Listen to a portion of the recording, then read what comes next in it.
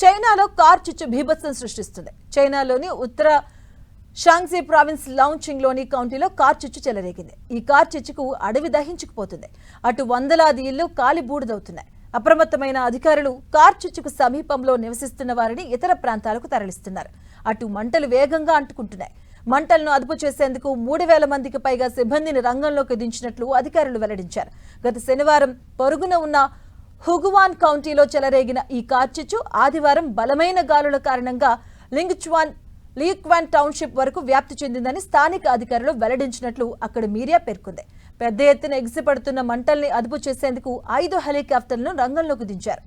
మరోవైపు ఇప్పటి వరకు లింగ్చౌన్ నుంచి 266 మందిని ఖాళీ చేయించారు. ఇప్పటి వరకు ఎలాంటి ప్రాణ నష్టం సంభవించలేదని అధికారులు తెలిపారు.